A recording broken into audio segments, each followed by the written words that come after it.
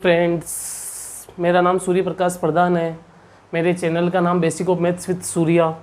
ठीक है, आज से आपको मैं कंपटीशन लेवल की मैथ्स की तैयारी करवाऊँगा। ठीक है, चाहे वो कोई सा भी गवर्नमेंट एग्ज़ाम क्यों ना हो, railway, CDS, SSC CGL, 10+2 CPO, SSC CGL mains. ठीक है, तो आप वहाँ पे आराम से क्वेश्चंस को अटेम्प्ट कर पाओगे। ठीक है, मेरा चैनल शुरुआत करने का एक ही टारगेट है कि बच्चा बेसिक से पढ़े। ठीक है, तो आज जो हम चैप्टर उठाएंगे उसका नाम है नंबर सिस्टम। नंबर सिस्टम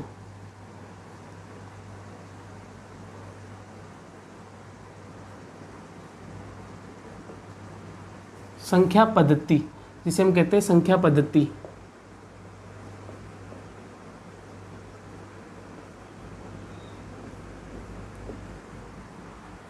कोई सी भी गवर्नमेंट एग्जाम क्यों ना हो, इससे रिलेटेड क्वेश्चंस पूछे ही जाते हैं। ठीक है, फिर भी क्या होता है, बच्चों की इसमें कुछ ना कुछ प्रॉब्लम होती रहती है। ये चैप्टर इतना हार्ड नहीं है, बस सबसे बड़ी बात ये है कि हम इसको सिस्टमेटिक तरीके से नहीं पढ़ते, और जब तक हम इसको सिस्टमेटिक तरीके से नहीं पढ़ेंगे ये अपन को हार्ड लगता रहेगा। तो हमारा मेन टारगेट है यही है कि इसको सिस्टमेटिक तरीके से करेंगे, जितने हो सकते एग्जाम से रिलेटेड क्वेश्चंस करेंगे, इधर उधर के क्वेश्चंस नहीं करेंगे। देखो, एग्जाम में कोई भी क्वेश्चन आता है, उसका कोई भी पेपर मैथ का हो या कोई भी हो, उसका एक प्रोसेस होता है, उसके अनुसार आता है। जैसे अगर मैथ का पेपर उठाओगे ना आप, जैसे 100% में से 70% क्वेश्चन हमेशा ईजी आते हैं। 70% क्वेश्चन हमेशा ईजी आते हैं। 20% क्वेश्चन एवरेज आते हैं, मतलब जिनको थोड़ा पढ़ना पड़ेगा हमको, और ये तो इजी बिना पेन उठाए हो सकते हैं, ऐसे क्वेश्चंस रहते हैं। ठीक है, और 10% हम कह सकते हैं कि हाँ अच्छे क्वेश्चन आते हैं। 10% क्या होते हैं, अच्छे क्वेश्चंस आते हैं। तो क्या होता है, अधिकतर बच्चे इन क्वेश्चनों के पीछे भागते हैं, इनके पीछे भागते हैं। अब इस 10% के चक्कर में ये क्वेश्चन नहीं कर रहे हैं, वो बस हार्ड क्वेश्चंस के पीछे भागते जा रहे हैं। कोई भी गवर्नमेंट एग्जाम क्यों ना हो, वहाँ पे कोई ये थोड़ी कहता 100 में से 100 लेके आओ। देखो, अपना मेन टारगेट ये होना चाहिए कि यार ये 90% मेरा बढ़िया हो जाए। अगर आपका ये 90% बढ़िया हो जाएगा और इस 90% को आप 2 से 3 बार कर लोगे, तो आप देखोगे कि आप इन 10% जब क्वेश्चंस आपके सामने आएंगे, और ये हमेशा नहीं रहेंगे अधिकतर एग्जाम में। ठीक है, कोई भी आपको यूट्यूबर या कोई भी आपको पढ़ा रहा, तो ये नहीं कह सकता कि हाँ मैं 100% की गारंटी लेता हूँ आप मेरे से करने के बाद 100% कर दोगे। लेकिन हाँ, ये जरूर आप 90% आराम से कर दोगे। इन 10% डिपेंड करेगा इस 90% पे। आप ये 90% कितने बढ़िया से करोगे, जितने बढ़िया से करोगे आप इन 10% को, उतना अटेम्प्ट करने का आपका चांस बढ़ेगा। ठीक है, जब आप इनको बढ़िया से कर लोगे तो आप देखोगे कि 10% क्वेश्चन होना स्टार्ट हो जाएंगे। ठीक है, पहले अपन ये करते हैं, फिर कुछ एग्जाम से प्रीवियस ईयर के क्वेश्चंस मैं आपको करवाऊंगा इनमें भी, कि हाँ देखो ये सब क्वेश्चन आए हुए हैं। फिर आप खुद ही बोलोगे हाँ सर, अगर इसमें दिमाग लगाएंगे तभी ये हो पाएगा। तो अपना मेन टारगेट है 90% कंप्लीट करने का, ऑटोमेटिक 10% हो जाएगा। ठीक है, एकदम इजी लेवल से इस हिसाब से पढ़ाऊंगा कि बच्चे को कुछ भी नहीं आता इसके अंदर। ठीक है, एकदम इजी लेवल से चलेंगे, और आने वाले दिनों में जितना हो सकता है अपन पूरा मैथ का कोर्स करने की कोशिश करेंगे कंप्लीट। अब देखो, संख्या पद्धति ये चैप्टर है। कोई सी भी एग्जाम क्यों ना हो, इससे रिलेटेड क्वेश्चंस आते रहते हैं। तो हम सबसे पहले पढ़ेंगे इसका इंट्रोडक्शन।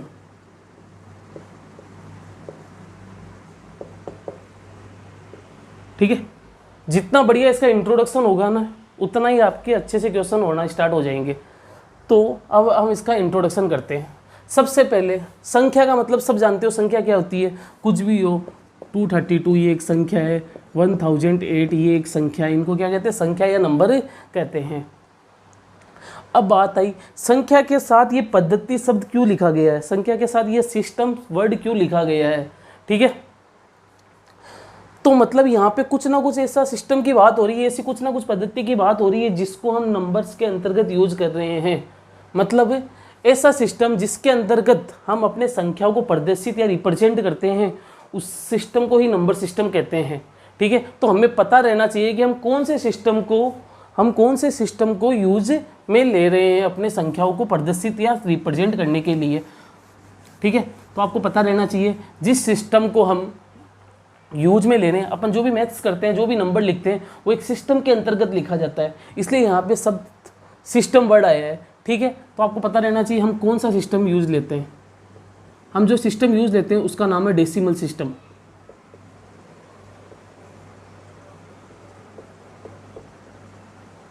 कौन सा सिस्टम? डेसिमल सिस्टम, जिसे हिंदी में दशमलव पद्धति कहते हैं।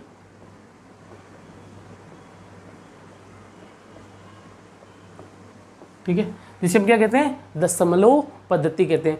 दशमलव पद्धति के अंतर्गत 10 अंक आते हैं। कितने अंक आते हैं? 10 अंक या 10 डिजिट बोल सकता हूँ, जिसे जैसे 0 से स्टार्ट होते हैं, 0 1 2 3 डॉट डॉट कहाँ तक चलते हैं? 9। ये डिजिट्स यूज होते हैं। आप देखो कोई भी आपके मैथ्स में कोई भी नंबर लिख लो, आप देखोगे कि इन्हीं डिजिट्स की हेल्प से वो नंबर बनते हैं। जैसे आपने लिखा 5234 5234 5234, तो आप देखोगे कि 4 डिजिट यूज हुआ है। ये तो हो गया नंबर, और इसमें डिजिट्स कितने यूज हो रहे हैं? कितने अंक यूज हो रहे हैं? 4 अंक यूज हो रहे हैं। एक तो 5 हो रहा है, एक 2 हो रहा है, एक 3 हो रहा है और एक 4 हो रहा है। तो क्या हो रहा है कि इस नंबर में क्या हो रहा है? जितने भी अंक यूज हो रहे हैं इसी में से हो रहे हैं। आप दुनिया का कोई भी नंबर क्यों ना लिख के देख लो, आप देखोगे कि यहाँ से लेके यहाँ तक ही यूज होंगे। तो मैंने अभी तक क्या पढ़ाया कि संख्या पद्धति हम कौन सी पद्धति के अंतर्गत अपनी मैथ्स करते हैं? डेसिमल सिस्टम, दशमलव पद्धति। देखो कुछ पद्धतियाँ और होती है, आपको मैं ऐसे एग्जांपल देता हूँ। जैसे अपने मेन काम की यही है, जैसे फिर भी देख लो, जैसे बाइनरी सिस्टम। बाइनरी सिस्टम, तो बाइनरी सिस्टम क्या होता है?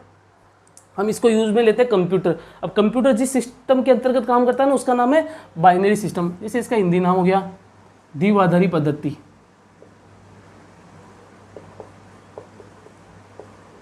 मात्राओं पे मत जाना कि छोटी की मात्रा, बड़ी की मात्रा, क्या लिख दिया।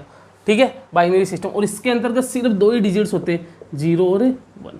कंप्यूटर जिस पद्धति का इस्तेमाल करता है उसका नाम है, जिस सिस्टम को यूज करता है उसका नाम है बाइनरी सिस्टम, और उसके अंतर्गत सिर्फ 2 ही डिजिट्स होते हैं, 0 और 1।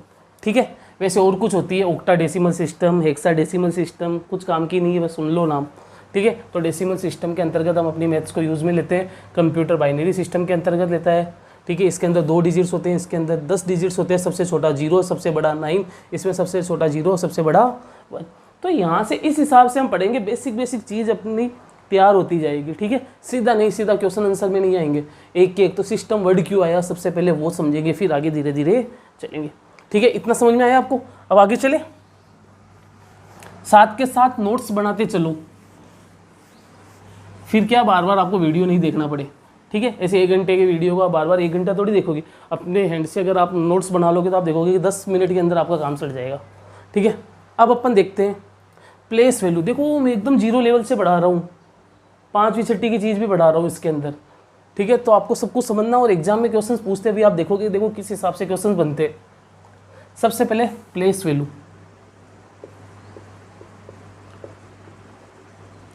जिसे हिंदी में कहते हैं स्थानीय मान।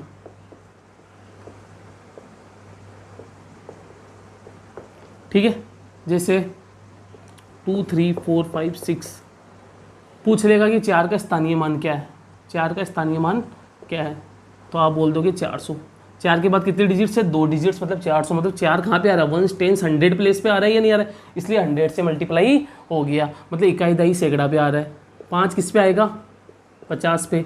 6 क्या रहेगा? 6 का 6 ही रहेगा। 3 किस पे आएगा? सीधा देखो 3 के बाद कितने डिजिट्स है? 3 डिजिट्स, तो 3000। ये ऐसे सोचो, इकाई दहाई सैकड़ा हज़ार, 1 10 100 1000 प्लेस पे आ रहा है। ठीक है, तो इसे क्या कहते हैं अपन? प्लेस वैल्यू कहते हैं। प्लेस मतलब इसका स्थान कहाँ पे। ठीक है, यहाँ तक ठीक है। अब देखो कभी कभार क्या होता है, डेसिमल के बाद का प्लेस वैल्यू भी आपको पूछ लिया जाता है, आपको आना चाहिए। जैसे 2345.16, ये तो आपको पता है। 2 के बाद 30, 3 के बाद 20, 4 के बाद 105 का 5, लेकिन 1 का प्लेस वैल्यू पूछ लिया तो क्या होगा? देखो 1 का प्लेस वैल्यू क्या होगा? 1/10। क्या होगा? 1/10। 6 का प्लेस वैल्यू क्या होगा? 6/100। कैसे हुआ कि डेसिमल के बाद कितना डिजिट से 1 कदम आगे, डेसिमल के आगे, तो इसको अगर आप खोलोगे तो आप देखोगे कि 1/10 होगा या नहीं होगा, इसलिए इसका प्लेस वैल्यू 1/10 हो जाता है। जैसे 2 कदम आगे, अब अगर 2 का पूछे तो 2/100 लिखते हैं या नहीं लिखते, तो इसलिए 100 हो जाता है। 3 कदम 1000, तो इस हिसाब से होता है। डेसिमल के बाद जस्ट है तो 1/10, 2 कदम बाद 1/100। ठीक है, इस हिसाब से एक्सपांड करके, तो ये प्लेस वैल्यू होती है। क्या होती है? प्लेस वैल्यू स्थानीय मान होता है। ठीक है, तो स्थानीय मान के बारे में आपको इतना पता रहना चाहिए। अब आपको मैं बताऊंगा फेस वैल्यू।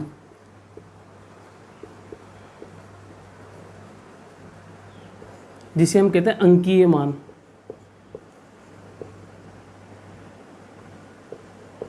क्या बोलते हैं, अंकीय मान। जैसे 5 2 6 7 में 5 का अंकीय मान क्या है, 5 का अंकीय मान 5 ही होगा, 2 का अंकीय मान 2 ही होगा, 6 का अंकीय मान 6 ही होगा और 7 का अंकीय मान 7 ही होगा। ठीक है, तो अंकीय मान मतलब फेस मतलब जो दिखाई देता है वो का वही। ठीक है, तो 5 का अंकीय मान 5 ही, 2 का अंकीय मान 2 ही, 6 का 6 ही, 7 का 7 ही। तो प्लेस वैल्यू, फेस वैल्यू, संख्या पद्धति, इतना चीज़ समझ में आई या नहीं आई आपको? तो इस हिसाब से आप एक एक चीज़ को नोट्स बनाते चलो, अपन एक एक चीज़ को क्लियरिटी से पढ़ेंगे। क्वेश्चन आंसर पे तभी आएंगे जब अपना इंट्रोडक्शन बढ़िया से हो, यानी अपना बेसिक क्लियर हो। ठीक है, तो स्थानीय मान, अंकीय मान। अब देखो स्थानीय मान और अंकीय मान, इससे किस हिसाब से क्वेश्चन पूछा जाता है, ये सब चीज़ें नोट करते चलो। ठीक है, और मैं आपको कह रहा हूँ आने वाले समय में आप देखोगे कि मैं सारे चैप्टर कराने वाला हूँ। एक एक चैप्टर को बढ़िया से चलेंगे अपन डीपली, टाइम लगे वाला ही, लेकिन अपन देखेंगे कि एक एक चीज़ को मैं आपको बढ़िया से कराऊंगा। ठीक है,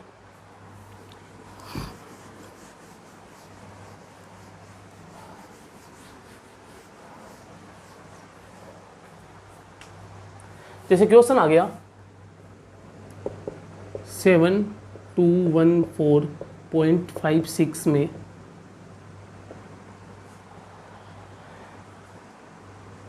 एक के स्थानीय मान मतलब एक का प्लेस वैल्यू और 6 के स्थानीय मान मतलब 6 का प्लेस वैल्यू का योग मतलब सम मतलब प्लस क्या होगा। तो ये बोला 7214.56 में एक का स्थानीय मान और 6 के स्थानीय मान का योग क्या होगा। योग भी पूछ लिया जाता है, अंतर भी पूछ लिया जाता है।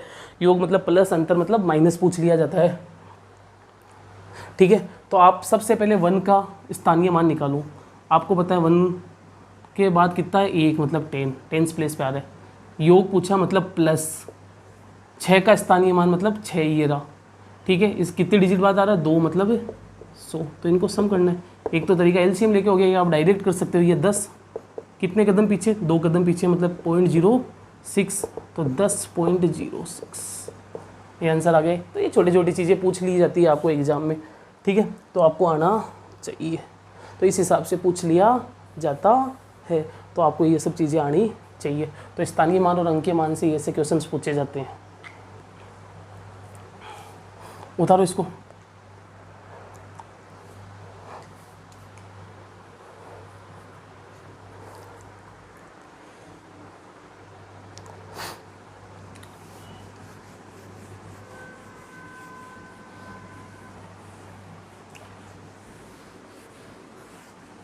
स्थानीय मान समझ में आया सबको, क्या होता है स्थानीय मान?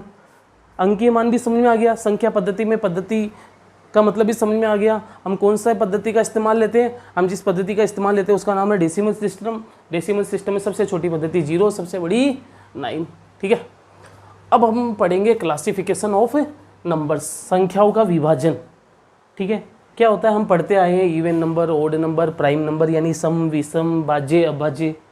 तो अब हम इनको इस हिसाब से विभाजित करेंगे कि अभी हम कभी भूलेंगे नहीं। ठीक है, हम पर्टिकुलर ऐसे ही पढ़ लिए, प्राइम नंबर किसे कहते हैं, इवन नंबर किसे कहते हैं, या भाज्य अभाज्य किसे कहते हैं। अब हम इसे सिस्टमेटिक तरीके से पढ़ेंगे। ठीक है, तो मैं इंग्लिश और हिंदी मीडियम दोनों को ही पढ़ाने का मेरा टारगेट है, इसलिए मैं इंग्लिश शब्द भी यूज करूँगा, वर्ड भी यूज करूँगा और हिंदी शब्द भी यूज करूँगा। ठीक है, अब देखो क्या है, मैं करा रहा हूँ आपको क्लासिफिकेशन ऑफ नंबर्स, संख्याओं का विभाजन, क्लासिफिकेशन ऑफ नंबर्स, संख्याओं का विभाजन। देखो तो क्या होता है, सबसे पहली जो पहला नंबर होता है उसका नाम है कॉम्प्लेक्स नंबर। क्या होता है? Complex number. आपने पढ़ा होगा कभी कॉम्प्लेक्स नंबर, एनओ के बाद नोट लगा दिया मतलब नंबर, जिसे हम सम्मिश्र संख्या भी कहते हैं, सम्मिश्र संख्या। अब देखो कॉम्प्लेक्स नंबर मतलब, देखो शब्द के अंदर ही इसका अर्थ छुपा हुआ है। कॉम्प्लेक्स, आप बड़ी बड़ी सिटीज़ में जाते हो तो आप देखते हो ना ये कॉम्प्लेक्स है, वो कॉम्प्लेक्स है। तो कॉम्प्लेक्स के अंदर जाने के बाद आप क्या देखते हो कि उसके अंदर कपड़े की दुकान है, तो रेस्टोरेंट भी है, तो गेम खेलने का भी है, तो सिनेमा हॉल भी है, मतलब सब कुछ मिक्स है या नहीं है। तो कॉम्प्लेक्स मतलब क्या हो गया? सब मिश्रित, सब कुछ मिश्रण हो, उसे हम क्या बोलेंगे? कॉम्प्लेक्स मतलब जो दुनिया के जितने भी नंबर होते हैं सबको हम कॉम्प्लेक्स नंबर कहते हैं। जितने भी नंबर है वो सारे कॉम्प्लेक्स नंबर के एग्जाम्पल होंगे, जैसे 0, 1, कुछ भी ले लो आप, 1/2, 0.3, ठीक है, इस हिसाब से इनफाइनाइट तक। वैसे -1, -2, ये भी माइनस का इनफाइनाइट तक कॉम्प्लेक्स नंबर। अब क्या हुआ, जैसे जैसे वक्त गुजरता गया वैसे वैसे इनको धीरे धीरे विभाजित करते गए, तो कॉम्प्लेक्स नंबर को आगे 2 पार्ट्स में बांटे। सबसे पहले कॉम्प्लेक्स नंबर को कितने पार्ट्स में बांटा गया? 2 पार्ट्स में। एक का नाम है रियल नंबर,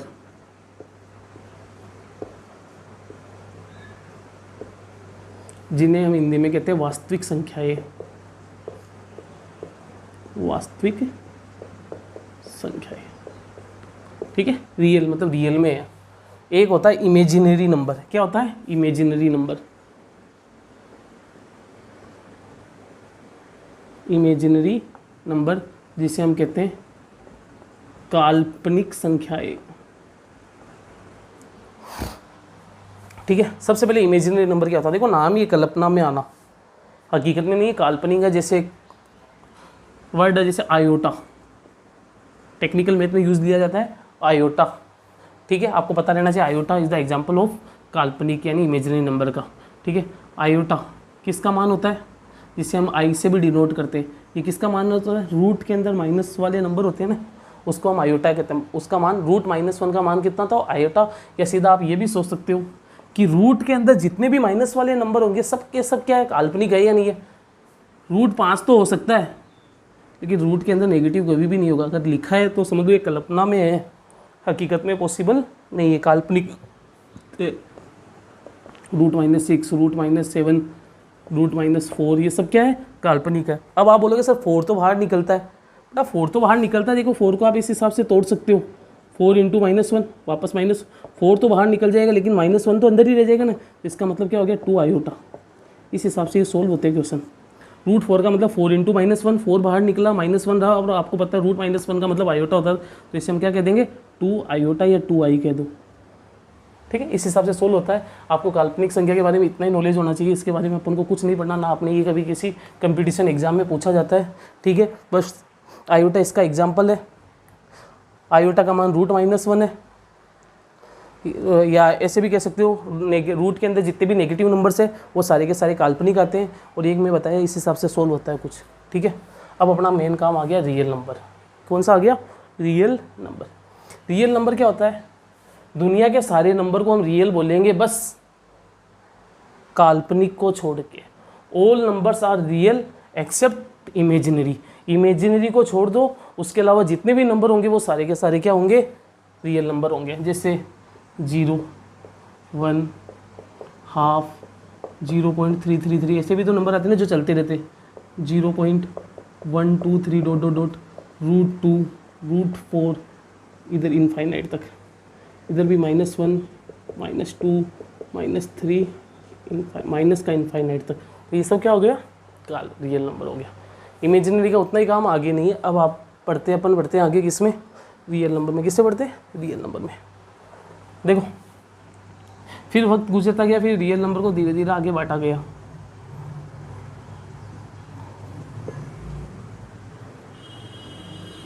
रियल नंबर को आगे बांट दिया, ठीक है।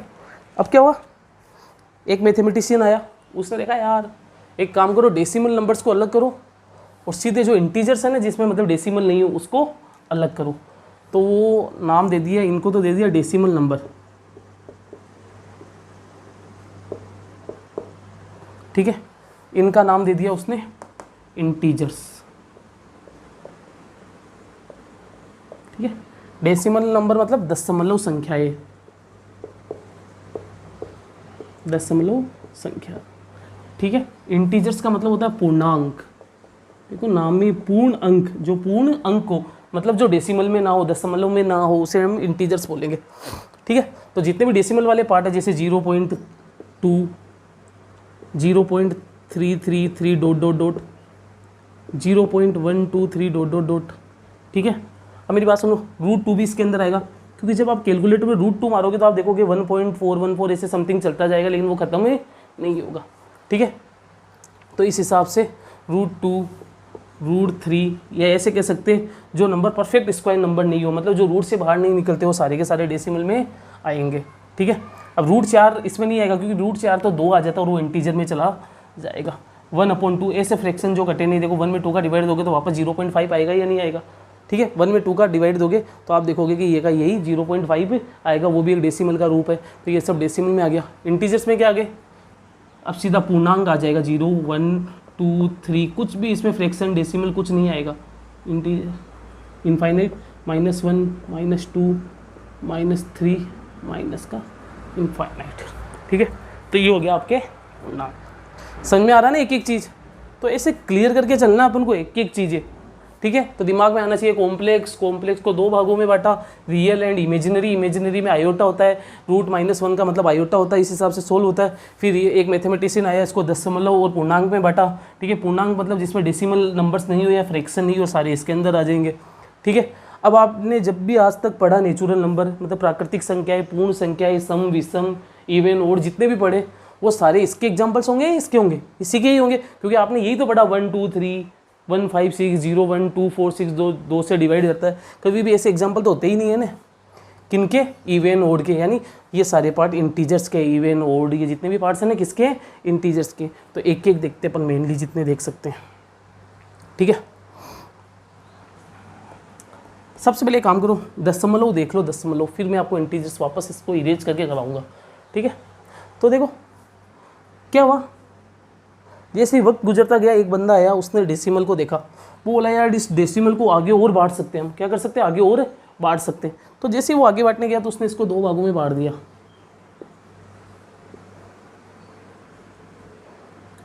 टर्मिनेटिंग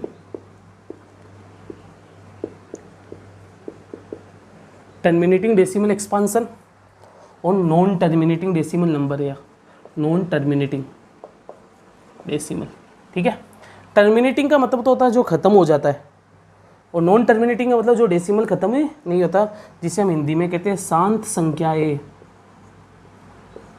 और इसे कहते हैं अशांत संख्याएं। ठीक है, शांत संख्याएं और अशांत संख्याएं, तो ये सब इसके एग्जाम्पल। जैसे टर्मिनेटिंग मतलब ख़त्म होना, अब आप देख रहे हो 0.2, ये ऐसा डेसिमल है जो ख़त्म हो गया। ठीक है, 0.1/2 ये भी एक ऐसा जो खत्म हो जाएगा। 0.333 चलता जा रहा है, इसमें नहीं आएगा। √2 मारोगे कैलकुलेटर पे तो आप देखोगे कि खत्म नहीं होएगा, आगे चलता ही जाएगा। √3 मतलब जो भी नॉन परफेक्ट स्क्वायर नंबर होते हैं ना, वो कभी खत्म नहीं होते, वो चलते ही जाते हैं, इसलिए वो नॉन टर्मिनेटिंग में जाएंगे। तो ये सब क्या होता है, जैसे 0.5 ये सब क्या हो गया अपने, टर्मिनेटिंग हो गया। क्या हो गया, टर्मिनेटिंग हो गया। अब नॉन टर्मिनेटिंग के मतलब जैसे 0.333 ... 0.123 ... ठीक है, इस हिसाब से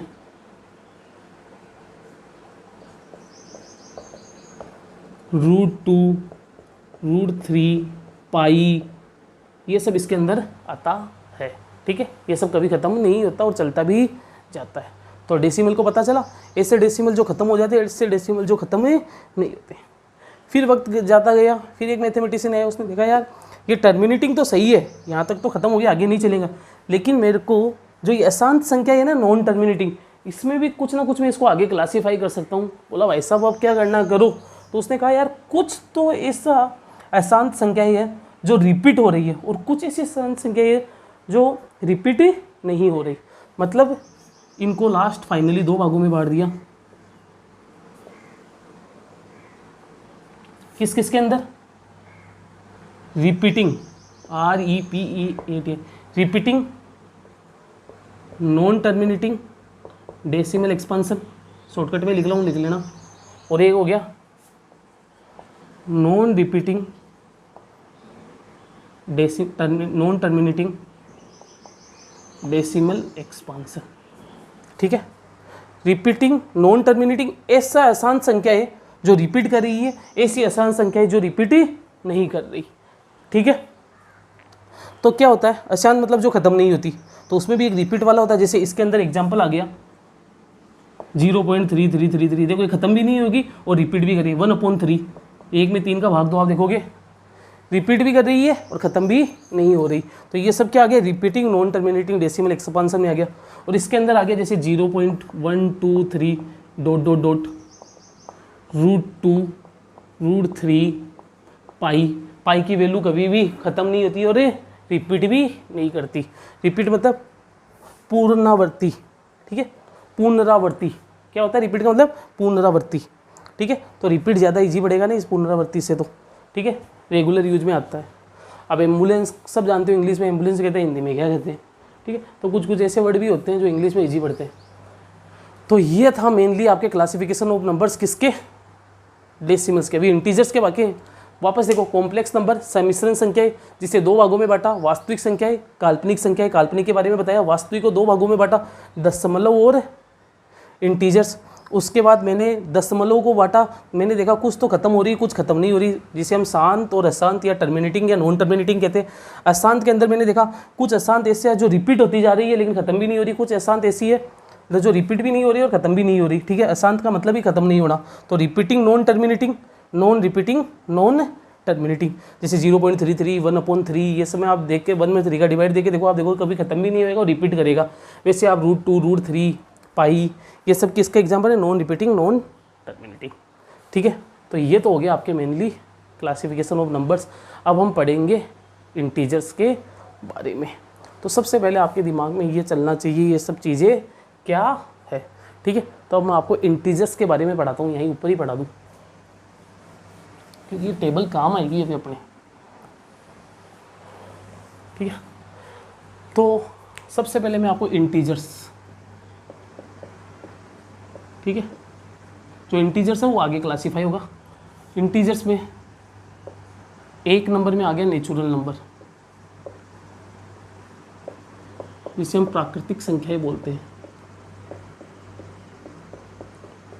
ये सब जानते हो, प्राकृतिक संख्याएं मतलब counting numbers are called natural number. जिन संख्याओं को हम गिन सकते हैं उन्हें हम क्या कहेंगे, नेचुरल नंबर। जैसे 1 2 3 4 इनफाइनाइट, ठीक है। इसमें जीरो नहीं आता, क्या नहीं आता, जीरो नहीं आता। सबसे छोटा नेचुरल नंबर होता है एक, सबसे छोटी प्राकृतिक संख्या कौन सी होती है, एक, और सबसे बड़ी क्या होगी, इनफाइनाइट। क्या होगी, इनफाइनाइट। तो ये हो गया नेचुरल नंबर, ठीक है। जीरो क्यों नहीं आता, क्योंकि प्राकृतिक संख्याएं का डेफिनेशन ही यही है क्या, कि काउंटिंग नंबर जिनको हम गिन सकते हैं उसी को प्राकृत कहते हैं। अब जीरो को हम गिनने में यूज थोड़ी लेते हैं। जैसे आप जिस कमरे में बैठे हो समझ लो वहाँ पे एसी नहीं है, क्या नहीं है, एसी नहीं है, और कोई आके आपको पूछे कि इस कमरे में कितनी एसी है, तो आप क्या बोलोगे, सर एसी नहीं है। कोई बच्चा ऐसे थोड़ी बोलेगा जीरो एसी है। इसलिए जीरो फाइनली मेनली अपन क्या कहते हैं, काउंटिंग में यूज नहीं लेते, इसलिए ये नेचुरल नंबर में नहीं आया। दो नंबर, होल नंबर, पूर्ण संख्याएं, इसमें होल वर्ड आ गया ना, इसलिए जीरो भी आ जाएगा। 0 1 2 3 4 इनफाइनाइट।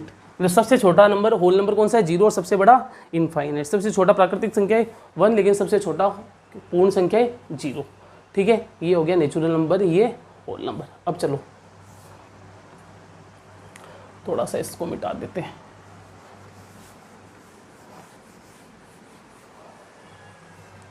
ठीक है। Natural number, whole number, even number, सम संख्याएं, सम संख्याएं, ठीक है। ऐसी संख्याएं जो 2 से डिवाइड जाए, जो 2 का मल्टीपल हो, 0 2 4 6 8, नेगेटिव भी दे सकते हो इसमें, -2 -4, देखो -2 2 से डिवाइड जा रहा है या नहीं जा रहा, -1 टाइम्स, इसे माइनस भी ले सकते हो इनफाइनाइट तक, समझ आया। ओड नंबर जो 2 का मल्टीपल नहीं हो, मतलब 2 के अलावा जो भी हो। विषम संख्याएं जो 2 से भाग नहीं जाता हो, ऐसे भी कह सकते हो, 1 3 5 7 -1 -3 -5 इनफाइनाइट। समझ में आ रहा है क्या। सम संख्या जो 2 से भाग जाती हो, 0 2 4 -2 और इनके अलावा जो 2 से भाग नहीं जाती हो उसे हम क्या कहते हैं, विषम संख्याएं कहते हैं। तो 4 चीज़ें आ गई, प्राकृतिक संख्याएं, पूर्ण संख्याएं, सम संख्याएं, विषम संख्याएं, ठीक है। उतारो ये सब चीज़ों को।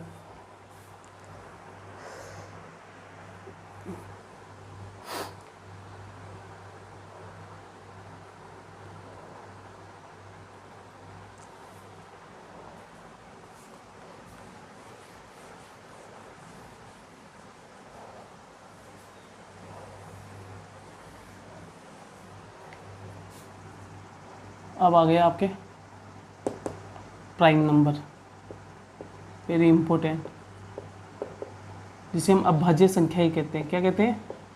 अभाज्य संख्या। ठीक है, प्राइम नंबर। प्राइम नंबर क्या होता है? ऐसी संख्याएं जिनके दो ही गुणनखंड हो। जिनके कितने गुणनखंड हो?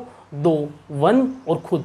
ठीक है, अगर किसी नंबर के दो फैक्टर्स हो 1 एंड इटसेल्फ, तो उस नंबर को हम क्या बोलेंगे? प्राइम नंबर बोलेंगे। या हिंदी में अगर किसी संख्या के दो गुणनखंड हो 1 और सवे, तो हम उस संख्या को क्या बोलेंगे? अभाज्य संख्या बोलेंगे। जैसे एग्जांपल देखो, 2 गुणनखंड मतलब इसको कौन सा नंबर डिवाइड दे सकता है? ठीक है, अब 2 को कौन कौन डिवाइड दे सकता है? एक तो 1 दे सकता है, एक खुद दे सकता है। तो देखो इसके दो ही गुणनखंड हुए या नहीं हुए? गुणनखंड मतलब 2 को जो जो भाग देंगे ना, जो जो 2 को डिवाइड देंगे, या जिसके टेबल में 2 आएगा, वो सारे नंबर्स 2 के फैक्टर्स होंगे या 2 के गुणनखंड होंगे। ठीक है, तो 2 तो सिर्फ 1 के और 2 के टेबल में आता है। वैसे 3 भी 1 और 3 के में आता है। क्या 4 1 में आता है, 4 में आता है, लेकिन इसके अलावा 2 में भी आता है। इसका मतलब 4 प्राइम नंबर नहीं होगा। ऐसे नंबर जिसके दो ही फैक्टर्स हो 1 एंड इटसेल्फ, तो उन नंबर को हम क्या बोलेंगे? प्राइम नंबर्स बोलेंगे। जैसे 2, 3, 5, 7, 9 नहीं होगा। 9 1 से भी जाता है, 9 से भी जाता है, लेकिन 9 3 से भी जाता है। 11, 13, तो ये सब क्या है? डॉट डॉट डॉट चलते ही रहेंगे, इनफाइनाइट होते हैं। क्योंकि जब संख्या इनफाइनाइट है तो प्राइम नंबर भी क्या होंगे? इनफाइनाइट होंगे। तो ये क्या हो गए? Prime number. क्या हो गए? Prime number. ये सब इंटीजर्स के किसके पार्ट है? इंटीजर्स के पार्ट है। कंपोजिट नंबर, ये सब नंबर आपको आना चाहिए। फिर आप देखोगे कि नंबर सिस्टम आपको थोड़ा इजी लगना स्टार्ट हो जाएगा, क्योंकि आप ये सब चीज़ों के साथ फेमिलियर हो जाओगे। आपको कोई भी अजीब सा नहीं लगेगा, नहीं तो आपके कन्फ्यूजन चलेगा, यार प्राइम क्या होता है। ऐसे मैं पर्टिकुलर एक एक सब समझाता, तो आपको आपके दिमाग में ये चार्ट रहना चाहिए पूरा। ठीक है, कंपोजिट नंबर। कंपोजिट नंबर का मतलब होता है भाज्य संख्या है।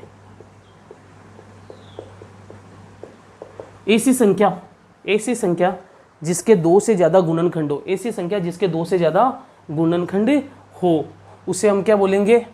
भाज्य संख्या है। जैसे 4, 1 है, 4 है, लेकिन इसके अलावा 2 भी है ना, इसका मतलब ये भाज्य हो जाएगा।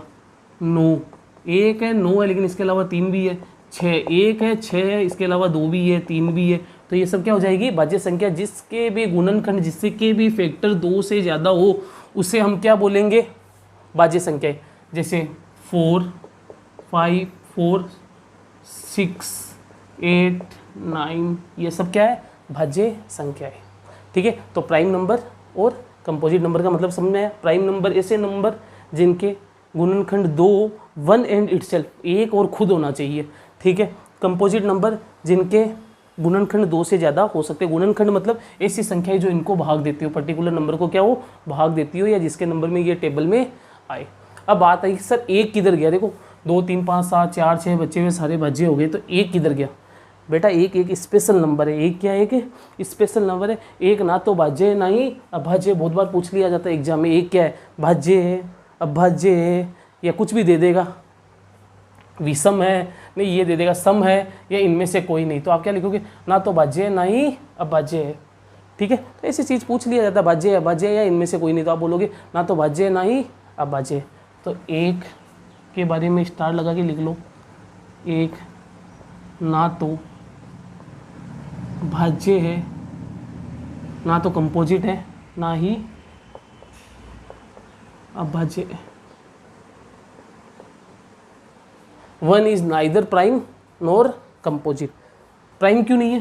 देखो इस प्राइम होने के लिए 2 शर्त। एक तो 1 होना पड़ेगा, इसका 1 तो यार खुद होना पड़ेगा, और 1 होना पड़ेगा, मतलब 2 होना पड़ेगा, जिसमें अलग अलग होना जरूरी है। देखो इसमें तो 1 1 ही आ रहा है। ठीक है, तो 1 इसमें आएगा ही नहीं। ठीक है, तो ये हो गया 1 का। 1 की एक खासियत और है, दुनिया के जितने भी नंबर है ना, उनको 1 डिवाइड दे सकता है।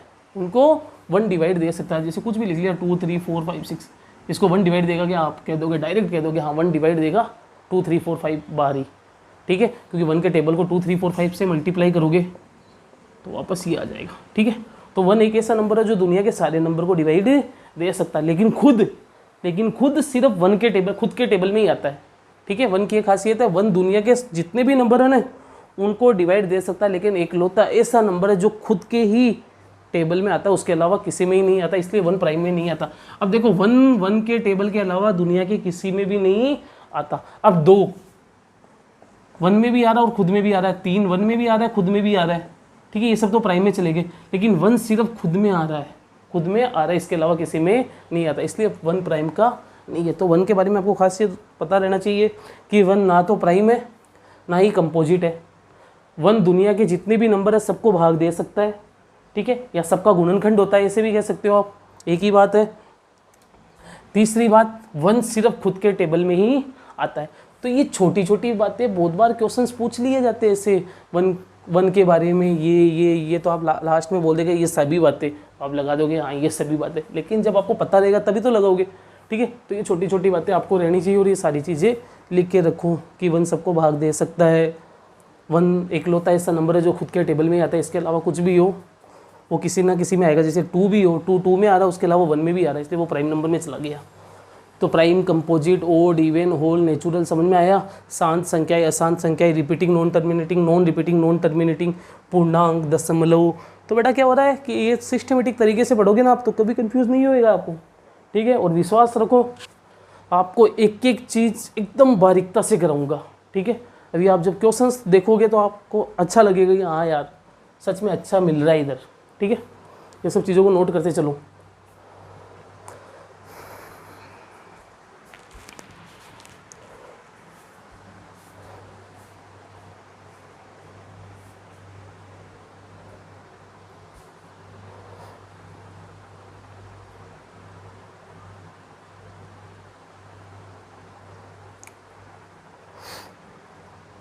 और जीरो के बारे में ये खासियत है कि जीरो एक ऐसी संख्या है जो सबके पहाड़े में आती है, सबके टेबल्स में आती है। मतलब आप कोई सा भी ले लो 2 3 4 0 में क्या जीरो आएगा, क्या आएगा 0 टाइम्स, ठीक है। तो दुनिया का कोई भी पहाड़ा हो, कोई भी पहाड़ा हो क्यों ना हो, उसमें जीरो तो आएगा ही, ठीक है। जीरो की ये खासियत है कि जीरो सबके टेबल में आता है।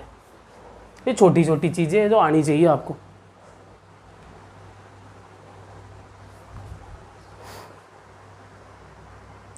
तो इस चीज़ को नोट करके चलो आप।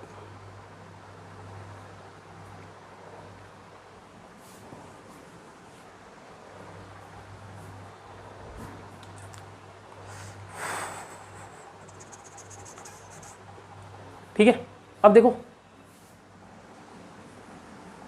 अब प्राइम नंबर के बारे में 2-3 चीज़ें आनी चाहिए आपको। एक नंबर,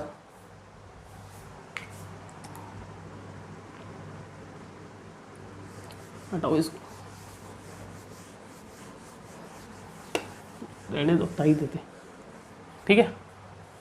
अब होएगा रिलेटिवली प्राइम नंबर।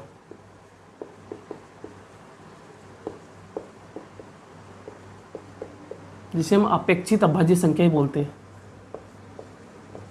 अपेक्षित अभाज्य संख्या,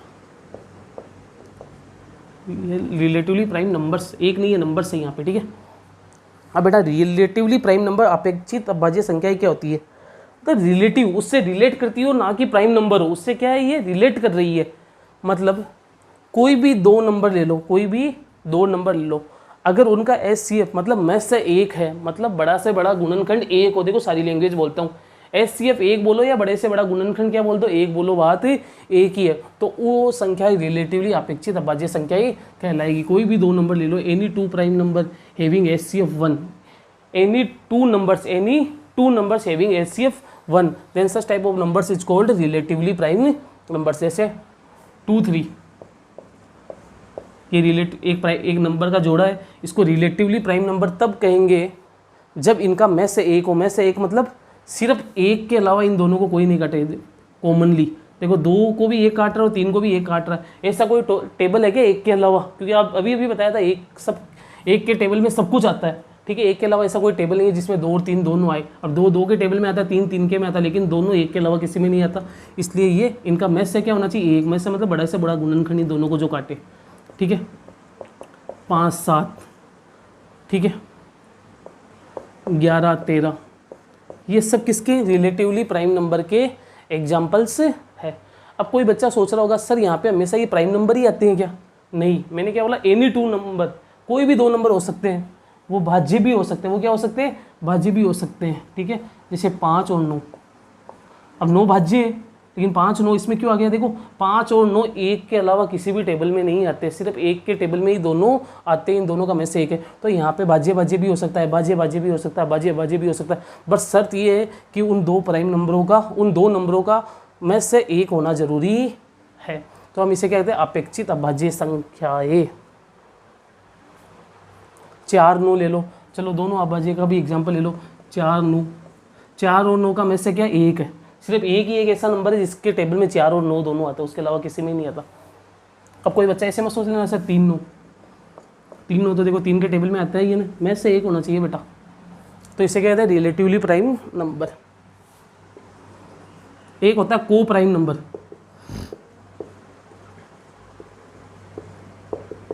जिसे सहअभाज्य संख्या कहते हैं। क्या कहते हैं?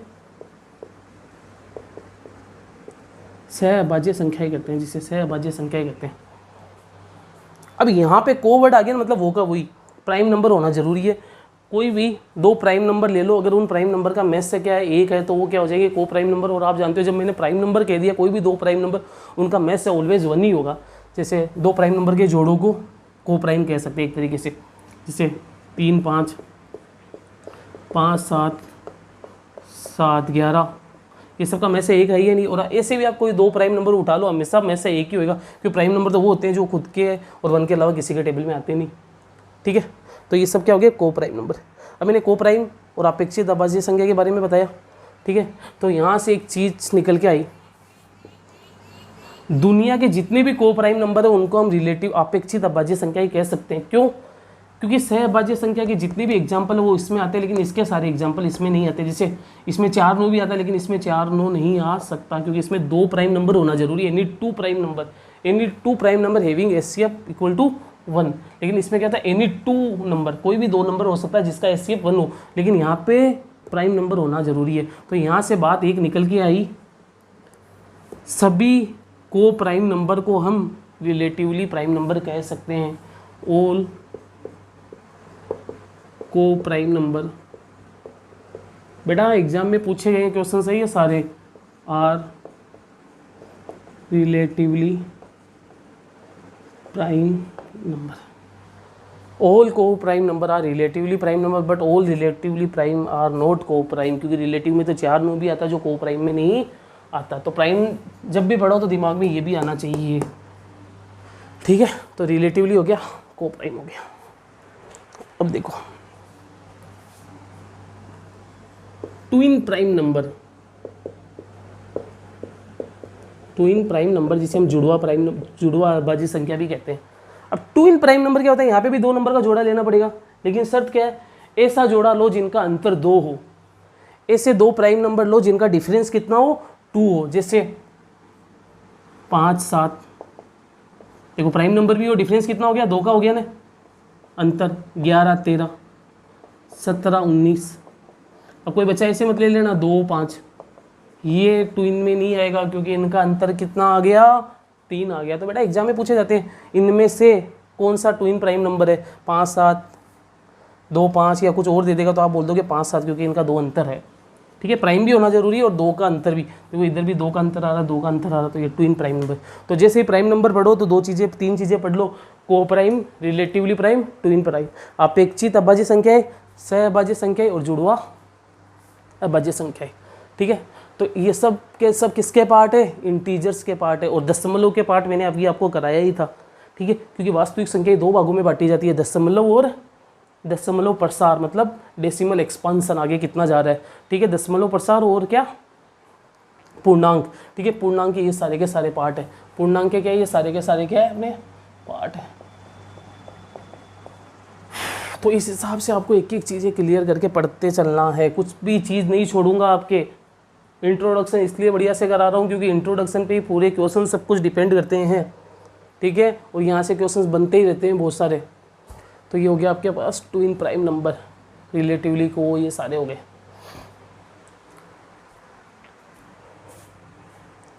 ठीक है, अब एक और लिख लो,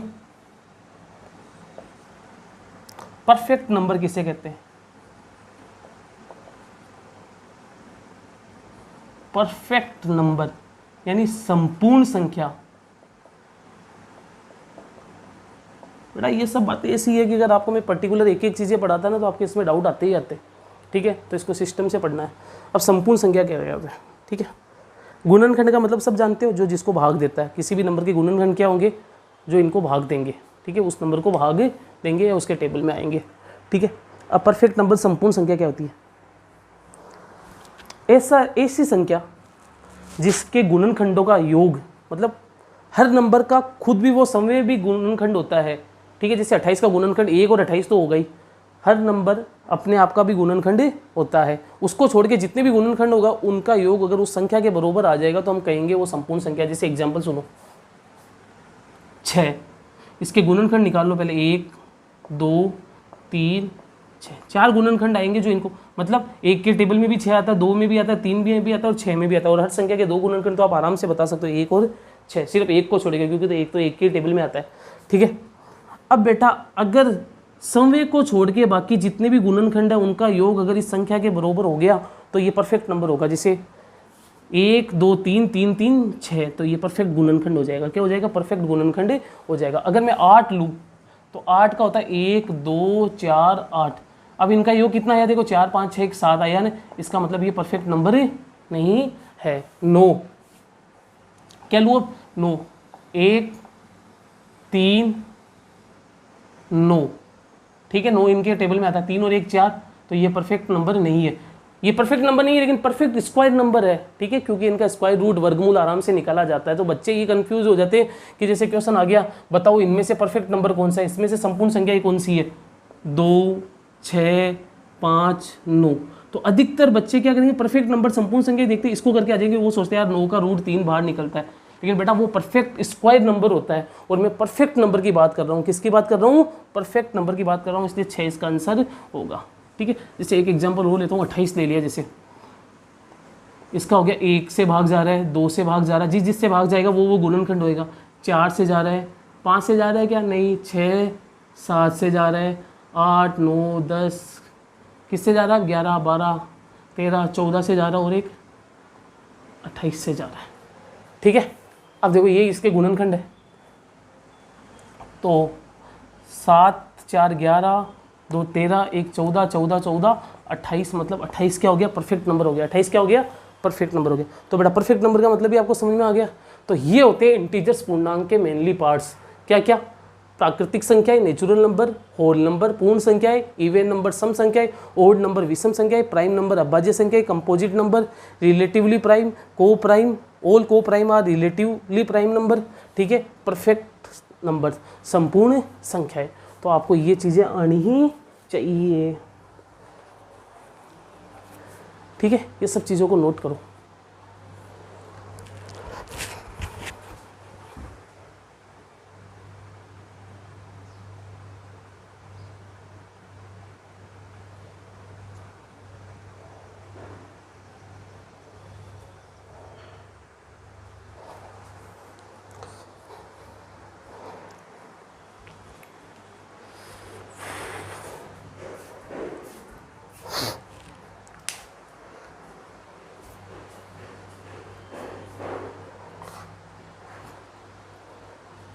अब बच्चों के दिमाग में आ रहा होगा, सर आपने इतना पढ़ाया लेकिन अभी तक परिमेय और अपरिमेय, रेशनल और इरेशनल का नाम है आया ही नहीं।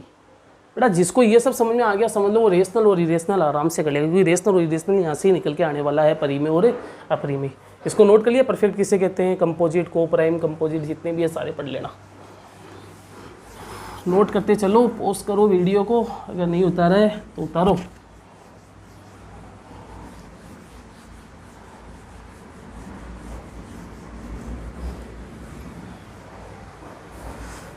मंजिल तो मिल ही जाएगी भटकते भटकते, मंजिल तो मिल ही जाएगी भटकते भटकते, गुमराह तो वो होते हैं जो घर से बाहर ही नहीं निकलते। तो बेटा अगर घर पे बैठे रहोगे तो गुमराह होना ही होना, बाहर निकलो, मंजिल अपने आप मिलेगी। भटको थोड़ा इधर उधर, ठीक है। भटकने का मतलब यहाँ पे क्या है, तैयारी करो, भटको, ऐसे बैठे मत रहो एक जगह। लॉकडाउन चल रहा है, ये चल रहा है, ठीक है, भटको, पढ़ाई करो, मंजिल अपने आप मिल जाएगी। अब सुनो, मैंने क्या बोला था, परिमेय और अपरिमेय, rational number and irrational number, ठीक है, जिसे हम कहते हैं परिमेय और अपरिमेय। ठीक है, रेशनल नंबर परिमेय और अपरिमेय। अब बेटा क्या होता है परिमेय? क्या होता है? अगर कोई संख्या P/Q के फॉर्म में लिखी हुई है, एक शर्त। दूसरी शर्त, जहाँ पे P और Q मतलब ये P और Q पूर्णांक मतलब इंटीजर हो और Q 0 के बराबर ना हो। किसी भी नंबर में अगर ये तीनों शर्तें पूरी हो रही है कि अगर कोई नंबर P/Q के फॉर्म में लिखा गया है, जहाँ पे P और Q क्या हो, पूर्णांक हो, और Q 0 के बराबर नहीं हो, तो उस नंबर को हम रेशनल कह देंगे। और इनमें से अगर एक भी कंडीशन फॉलो नहीं हो रही है तो वो क्या किस में चला जाएगा? इरेशनल में चला जाएगा। अब वो चार्ट मैंने आपको बनाया था, उसको दिमाग में लाओ और देखो। सबसे पहले मैंने क्या बांटा था? कम्प्लेक्स नंबर 2 भागों में जाता है। कितने भागों में जाता है? 2 भागों में जाता है। किस किस में जाता है? रियल और इमेजिनरी, रियल एंड इमेजिनरी। ठीक है, इमेजिनरी हो नहीं सकता। वास्तविक संख्याओं को 2 भागों में बांटा, दशमलव और किसमें? पूर्णांक में। अब बेटा अब यहाँ से देखो, दशमलव को 2 भागों में बांटा, टर्मिनेटिंग और नॉन टर्मिनेटिंग। नॉन टर्मिनेटिंग को 2 भागों में बांटा। अपनी कॉपी को ले और देखो, रिपीटिंग और नॉन रिपीटिंग। ठीक है बेटा, ये सब चीज़ें थी अपने पास। और इंटीजर्स पूर्णांक को तो मैं बता ही था, यहाँ पे अभी बताया ही था आपको। अब यहाँ पे से कौन सा रेशनल में आता है, कौन सा इरेशनल में आता है? बेटा रेशनल का डेफिनेशन क्या हो रहा है? P/Q के फॉर्म में होना चाहिए। अब सबसे पहली बात, मैंने जैसे पूर्णांक में जानता हूँ क्या होता है, 1 2 3 4 -1 -2, और वो जितने भी पार्ट है वो तो पूर्णांक के होंगे। ठीक है, तो एक बात बताओ, क्या किसी भी पूर्णांक को मैं परिमेय कह सकता हूँ क्या? ऐसे आ गया क्वेश्चन 2, जैसे पहले 2-3 एग्जाम्पल लिखो। 5/6 क्या परिमेय है क्या? तो आपने देखा यार ये P/Q के फॉर्म में है, P और Q इंटीजर होना चाहिए। देखो 5 और 6 पूर्णांक में आते हैं, मतलब दूसरी कंडीशन भी पूरी हो रही है। तीसरी 0 के बराबर नहीं होना चाहिए, 6 0 के बराबर नहीं है। इसका मतलब मैं कह दूंगा ये रेशनल नंबर है। क्या है रे? रेशनल नंबर है, परिमेय संख्याएं है। कुछ भी लिख लो, 6.7 ये भी क्या होगा? रेशनल। 2.3 ये भी क्या होगा? रेशनल। अब बात आई 0.1, ये भी क्या होगा? रेशनल। देखो P/Q के फॉर्म में P और Q इंटीजर है, 0 भी इंटीजर होता है, 1 भी इंटीजर होता है। और Q 0 के बराबर नहीं होना चाहिए। P तो हो भलाई, लेकिन Q नहीं होना चाहिए, और 1 0 के बराबर नहीं है। इसका मतलब ये भी क्या हो गया? रेशनल हो गया। ये भी क्या हो गया? रेशनल हो गया। ठीक है, अब सुनो, 5 क्या रेशनल होगा क्या? आप बोलोगे सर ये P/Q के फॉर्म में है ही नहीं। एक बात बताओ बेटा, अभी मैंने बताया था एक ऐसा नंबर है जो सबको भाग देता हूँ, तो क्या इसके नीचे मैं 1 लगा दूंगा तो वापस 5 टाइम चला जाएगा या नहीं चला जाएगा? और कोई फर्क पड़ेगा क्या? 5 अपन 1 बोलो या 5 बोलो, दोनों है तो चीज़ बरोबर ही है। लेकिन ज़रूरत के हिसाब से हमने इस चीज़ को पकड़ लिया। अब देखो P और Q के फॉर्म में है, P और Q इंटीजर है, 5 और 1 क्या है? इंटीजर। और Q 0 के बराबर नहीं है, मतलब 5 भी क्या हो गया? एक परिमेय संख्या हो गया। जब 5 परिमेय है तो जितने भी है, देखो 0 के नीचे भी आप 1 लगा सकते हो, तो वापस ये यही बन गया या नहीं बन गया? तो यहाँ से एक बात निकल गई, जितने भी पूर्णांक होते हैं ना वो सब के नीचे आप 1 लगा सकते हो। -2 के नीचे भी 1 लगा सकते हो। जितने भी पूर्णांक होते हैं वो सब के नीचे आप अपॉन में 1 लगा सकते हो। डिनोमिनेटर में आप क्या लगा सकते हो? वहाँ पे 1 लगा सकते हो, जिससे क्या होगा? ये P/Q के फॉर्म में चला जाएगा और वो परिमेय बन जाएगा। क्या बन जाएगा? परिमेय बन जाएगा। तो यहाँ से एक बात निकल के आई, दुनिया के जितने भी पूर्णांक है, ऑल इंटीजर्स, सभी पूर्णांक परिमेय होते हैं। All integers are rational number. सभी पूर्णांक क्या होते हैं? रेशनल नंबर होते हैं। लेकिन जितने भी रेशनल है ना, जैसे 2/3 ये रेशनल है, लेकिन ये पूर्णांक में जाएगा क्या? नहीं जाएगा। But all rational number are not integers. all integers are rational, but all rational are not integers. Reverse भी याद रखो, जितने भी पूर्णांक है उनको तो मैं रेशनल कह सकता हूँ, लेकिन सारे रेशनलों को मैं इंटीजर नहीं कह सकता, क्योंकि वहाँ पे 2/3 भी होता, लेकिन यहाँ पे 2/3 नहीं होता। तो ये चीज़ क्लियर होनी चाहिए। अब मेरी बात सुनो, जब जितने भी पूर्णांक है, जितने भी इंटीजर है वो परिमेय है, तो उनके जितने भी पार्ट्स हो गए, सम हो, विषम हो, भाज्य हो, अभाज्य हो, वो सारे के सारे भी तो क्या हो जाएंगे? रेशनल हो जाएंगे या नहीं हो जाएंगे? तो अब आपको वो पर्टिकुलर नहीं देखना, क्योंकि आप कोई नेचुरल नंबर उठाओ, 5 वो भी पूर्णांक ही है। जब 5 इसके अंदर रेशनल है तो उसके अंदर भी तो रेशनल होगा, तो इसके जितने भी पार्ट्स होंगे वो भी सारे के सारे क्या हो जाएंगे? परिमेय हो जाएंगे। वो सारे के सारे क्या हो जाएंगे? परिमेय हो जाएंगे। ठीक है, तो आप ऐसे कह सकते हो natural, even, odd, composite, relatively, कुछ भी हो, को प्राइम, जो भी इसके पार्ट्स कराया था ना भी आपको परफेक्ट नंबर, वो सारे के सारे क्या है, रेशनल है। लेकिन वो सारे के सारे रेशनल को हम वो नहीं कह सकते, जो इंटीजर में लग रहा है वही उनमें लगेगा। अब आई बात दशमलव से कौन सा रेशनल में जाता है और कौन सा नहीं जाता। बेटा दशमलव ये, इसको दो भागों में बांटा। सबसे पहले टर्मिनेटिंग को देखता हूँ, क्योंकि इसमें तो ये दो चीज़ें, इसको तो मैं देख नहीं सकता। यहाँ से देखो, जैसे इसमें 0.5 आता है, 0.3 आता है। अब देखो बेटा 0.5, क्या मैं 0.5 को रेशनल कह सकता हूँ? कोई बच्चा सोचेगा यार ये तो पी अपन क्यों के फॉर्म में है ही नहीं, लेकिन ये देखो इसके को पी अपन क्यों के फॉर्म में बना सकता हूँ क्या? तो मैं इसको क्या लिखूँगा, 5/10, यानी फाइनली कट के 1/2 भी आएगा। तो ये देखो यहाँ से देखो, ये यहाँ से देखो, ये पी अपन क्यू के फॉर्म में भी है, पी क्यू इंटीजर्स भी है, और यहाँ पे q is not equal to 0, तो ये क्या हो गया, रेशनल हो गया। मतलब कोई भी टर्मिनेटिंग उठा लो ना आप, 2.123 ये खत्म हो रहा है, तो इसको मैं क्या नीचे 1000 लगा के इसको पी अपन क्यू के फॉर्म में लिख सकता हूँ या नहीं लिख सकता हूँ? तो यहाँ से बात निकल के आई, जितने भी टर्मिनेटिंग है, जितनी भी शांत संख्याएं है, शांत दशमलव प्रसार है, उनको मैं क्या कह सकता हूँ, परिमेय संख्याएं कह सकता हूँ। लेकिन सारी परिमेय को मैं ये शांत नहीं कह सकता हूँ, क्योंकि परिमेय में तो ये भी आती है। तो दुनिया की जितनी भी शांत संख्याएं है, जितनी भी टर्मिनेटिंग डेसिमल एक्सपांसन है, वो क्या है, रेशनल है। अब बात आई अशांत की, तो अशांत को यहाँ से नहीं देखूंगा, नॉन टर्म, इसके भाग को देखूंगा। तो बेटा एक तो इसका पार्ट था रिपीटिंग, जैसे 0.3333, ठीक है। एक नॉन रिपीटिंग मतलब 0.123 या √2√3 है, ठीक है। तो बेटा अब रिपीटिंग है, अगर इसको लिखा आपने 0.3333 डॉट डॉट डॉट डॉट, अब आपके बात है सर यहाँ पे 1 लगा के नीचे कितने जीरो लगाऊं, मेरे को तो पता ही नहीं चल रहा। लेकिन आप एक चीज़ जानते हो, जब भी कोई चीज़ रिपीट करती है तो उस पर बार लगा सकते हैं। आपने पढ़ा होगा कभी, क्या लगा सकते हैं, बार। तो 3 बार, और जितने पे बार होता है उसे 3/9। तो बेटा ये भी पी अपन क्योंकि फॉर्म में आ गया या नहीं आ गया?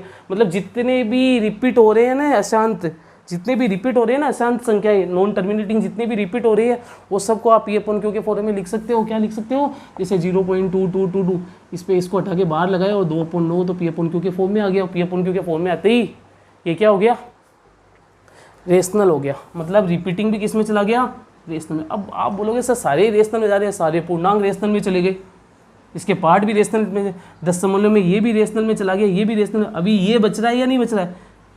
अब सुनो बेटा, जो नॉन रिपीटिंग, नॉन टर्मिनेटिंग, ऐसे अशांत जो रिपीट नहीं करे, वो ही सिर्फ किस में जाते हैं, अपरिमेय में जाते हैं।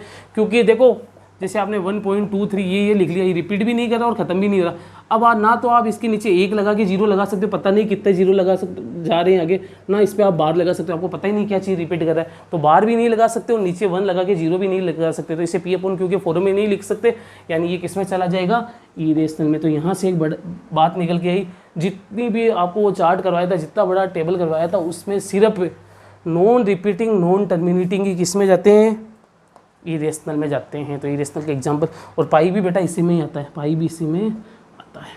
लेकिन 22/7 होता है ना जो इसकी पाई का मान, वो क्या होता है, वो कहाँ जाके रिपीट होने लग जाता है, क्योंकि वो पी अपन क्यू के फॉर्म में, तो वो नॉन रिपीटिंग में नहीं आता, वो रिपीटिंग में जाता है। देखो 22 में 7 का भाग दो, आप देखोगे आगे जाके 3.14, आगे जाके क्या होगा, ये रिपीट होगा कहाँ पे ना कहाँ पे, तो ये रिपीटिंग में जाता है। तो ये क्वेश्चन पूछ लिया जाता है कि 22/7 क्या है, रेशनल है या इरेशनल, परिमेय है या अपरिमेय? आप जानते हो 22/7 पी अपन क्यू के फॉर्म में इधर जाता है, यानी ये परिमेय होगा। 22/7 क्या होगा, परिमेय होगा। लेकिन पाई क्या होगा, अपरिमेय होगा। √2 क्या होगा, अपरिमेय होगा। √3 क्या होगा, अपरिमेय होगा, क्योंकि ये सब क्या होता है, बाहर नहीं निकल सकते। 22/7 इसमें चला जाएगा, रिपीटिंग में चला जाएगा, ठीक है। तो परिमेय और अपरिमेय के बारे में ये जानना पड़ेगा आपको, कि जितनी भी चार्ट होती है सब कुछ परिमेय में होता है, सिर्फ ये रिपीटिंग नॉन टर्मिनेटिंग को छोड़ दो, नॉन रिपीटिंग नॉन टर्मिनेटिंग को छोड़ दो, और इसके अलावा सारे के सारे किस में जाते हैं, परिमेय में जाते हैं। पाई अपरिमेय का एग्जाम्पल है, 22/7 परिमेय का एग्जाम्पल है। ये वेरी इंपॉर्टेंट क्वेश्चन कि 22/7 क्या परिमेय या अपरिमेय, रेशनल या इरेशनल है, रेशनल है। लेकिन पाई क्या है, इरेशनल है। तो छोटी छोटी चीज़ें बहुत सारी निकल के आती है जो मैंने अभी पढ़ाया, तो आपको मेनली ये सब चीज़ें करना ही करना है। तो बेटा परिमेय अपरिमेय समझ में आ गया, जितनी भी टेबल है वो समझ में आ गई। तो इस हिसाब से आपको पढ़ना है। देखो इंट्रोडक्शन यही था मेनली, तो इतनी चीज़ें आपको आनी चाहिए। आप 1-2 बार पढ़ो इसको, आप देखोगे कि ये चीज़ें आपके क्लियर होते हैं, आपको चैप्टर इजी लगने लग जाएगा। तो ये चीज़ें थी।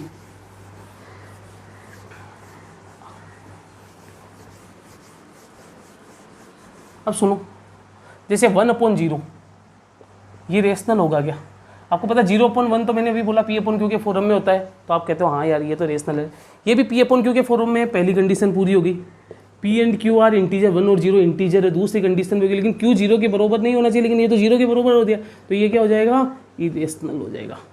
ऐसा क्या हो रहा है कि 0 डिनोमिनेटर मतलब Q की जगह आते ही वो इरेशनल मतलब रेशनल नंबर नहीं होता। मेरी बात सुनो बेटा, जैसे आप 4 में 2 का डिवाइड दोगे तो 2 का टेबल को तब तक नहीं बोलोगे जब तक 4 नहीं आ जाए। जैसे 2 एकम 2 2 दूना 4 बोला या नहीं बोला, तो 2 आंसर आ गया। जैसे 6 में 3 एकम 3 3 दूना 6, 9 में 3 3 3 9, लेकिन जैसे ही नीचे 0 आया तो 0 का टेबल बोलना पड़ेगा, और जब तक बोलोगे जब तक है 2 नहीं आए, तो आप क्या बोलोगे 0 1 जा 0, 0 2 जा 0, 0 3 जा 0, 0 5 जा 0, बूढ़े हो जाओगे तो भी 2 नहीं आएगा, 1 ही नहीं आएगा, तो 2 तो कहाँ से आएगा। तो बेटा यहाँ पे कोई नंबर ही नहीं आ रहा है, इसका मतलब ये रेशनल में चला, ये क्या होगा, ये रेशनल नहीं होगा। क्या नहीं होगा, रेशनल नहीं होगा, ये कोई नंबर ही नहीं है, तो रेशनल होने का तो सवाल ही नहीं उठता। ठीक है, इसलिए अपॉन में 0 कभी भी नहीं होना चाहिए। और हमेशा रिजल्ट देखा करो, 0/2 तो क्या होता है, 0 होता है, तो 2 0 जा 0, 0 एक ऐसा नंबर है जो सबके टेबल में आता है, अभी भी मैंने बताया था। लेकिन 2/0 इनफाइनाइट होता है, अनंत होता है, कुछ निकलता ही नहीं। तो इसमें इतना सा फर्क है, ये सब चीज़ें छोटी छोटी चीज़ें हैं ना, पढ़ते हुए चलो बढ़िया से। ठीक है, क्वेश्चन आंसर पे भी आएंगे, मेन चीज़ है बेसिक।